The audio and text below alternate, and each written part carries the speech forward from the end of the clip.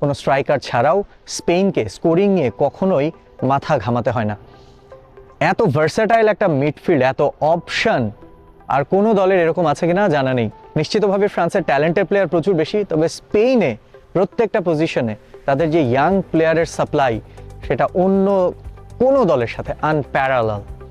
এবারে ওয়ার্ল্ড কাপে তারা কিন্তু রিয়াল মাদ্রিদের কোনো প্লেয়ারকে না নিয়ে যাচ্ছে। লুইস দে লা ফুয়েন্তে যখন দলটা দিলেন বেশ সমালোচনা হলো। তিনি বলেছেন, আমার ট্যাকটিক্সের সঙ্গে যেই প্লেয়ারগুলো ইউজফুল শুধু তাদেরকেই এই ওয়ার্ল্ড কাপের জন্য বিবেচনা করছি, এবং সেই ইউজফুল প্লেয়াররাই স্পেনকে আরও একটা বিশ্বকাপ 2010 সালের পর জেতাবেন সেই প্রত্যাশাই করছেন। ওয়ার্ম আপ ক্যাম্পেইনে ইরাকের সঙ্গে যারা 1-1 গোলে ড্র করেছে, জিতেছে 3-1 গোলে পেরু এর বিপক্ষে। আর এই দলটা এখন লুইস দে লা ফুয়েন্তের আন্ডারে বেশ ভালোভাবেই ব্যালেন্সড।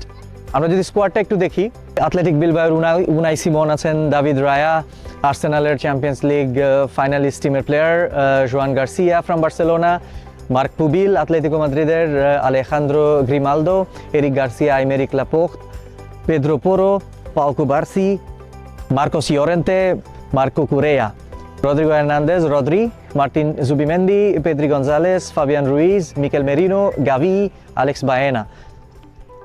ফরওয়ার্ড লাইনে Mikel Oyarzabal, Lamine Yamal, Ferran Torres, Borja Iglesias, Dani Olmo, Victor Munoz and Nico Williams. স্কোয়াডটাই তো দেখলেন, মাঝমাঠটা কি দারুণ।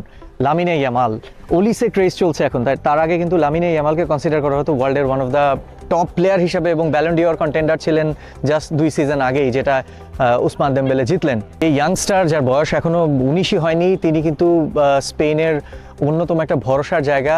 তার স্ট্রেংথ নিয়ে, তার যে কেপেবিলিটি নিয়ে, তা নিয়েও কোনো সন্দেহ নেই। বাট এপ্রিলের পর থেকে তিনি ইনজুরি থেকে ফিরে আসার পর ঠিক কেমনভাবে স্পেন টিমে কাম ব্যাক করেন সেটা একটা সংশয় থেকে যায়। অর্থাৎ রাইট সাইডটা ইয়ামাল যদি অনুপস্থিত থাকেন, সেখানে লুইস দে লা ফুয়েন্তেকে হয়তো বা বিকল্প ভাবতে হতে পারে।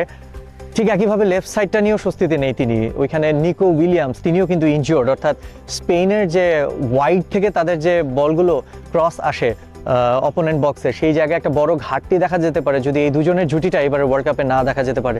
2024 সালে ইউরোতে আপনারা দেখেছেন তারা কিভাবে অপোনেন্টকে বিষিয়ে তুলেছিলেন। বার্সেলোনার হয়ে গেল সিজনে 45 ম্যাচে 24 গোল আর 17টা অ্যাসিস্ট করেছিলেন এই লামিন ইয়ামাল, এবং তারপর থেকে ইনজুরিতে পড়েছেন। দেখার বিষয় যে ইনজুরি থেকে রিকভার কতটুকু করেন। মিডফিল্ডের মেইন প্লেয়ারটার কথা আমি বলতে চাই যে Fabian Ruiz, champions League finalist PSG দলের প্লেয়ার, এবং নাপোলিতে তাকে দেখার সুযোগ হলো। দেখলাম পিএসজিতে ভার্সাটাইল একজন প্লেয়ার, অপোনেন্টের কাছ থেকে বল রিকভারি করা যেমন করেন, এবং ফ্লুইড একজন পাসার, অত্যন্ত স্ট্রং একজন shooter outside of the box, এত দ্রুত শট নিতে পারেন। অর্থাৎ সাডেনলি ম্যাচের মোমেন্টাম চেঞ্জ করে দেওয়ার মতো ক্ষমতা আছে, লং রেঞ্জ থেকে গোল করার ক্যাপাবিলিটি। ফাবিয়ান রুইজ দেখলে মনে হবে না, মনে হবে খুবই gentle, but he is a killer and monster. Rodri পেদ্রিকে নিয়ে খুব একটা বলার কিছু নাই। রদ্রি তো লাস্ট 6-7 বছরে আর্গুয়েবলি ওয়ার্ল্ডের বেস্ট ডিফেন্সিভ মিডফিল্ডার।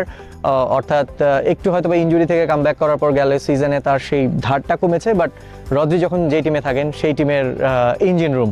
এবং একই সঙ্গে পেদ্রি, বার্সেলোনার এই youngster, future of the Barca এবং future of the Spain team, তার নিজের ক্যালিবার এবং দক্ষতা দেখাবেন এই 2026 সালের ওয়ার্ল্ড কাপে মেক্সিকো এবং আমেরিকা কানাডার ইভেন্টে।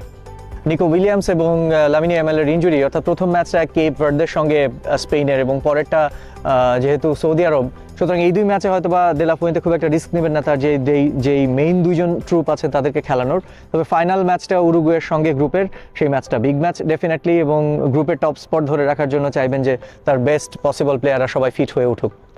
যদি আমরা 11টা দেখি কি হতে যাচ্ছেন তাদের লাইন আপ, দেখবো যে গোলকিপার পজিশনে উনাই সিমন, তিনিই প্রথম চয়েস থাকবেন খুব সম্ভবত। তবে আমি পার্সোনালি প্রেফার করবো যে দাভিদ রায়া চান্স পাক। আর্সেনাল হয়ে লাস্ট 2টা সিজন তো তাকে দেখলাম, উনাই সিমনের থেকে আমার কাছে দাভিদ রায়াকে বেটার মনে হয়েছে। And up to they la Fuente তিনি কাকে চুজ করেন।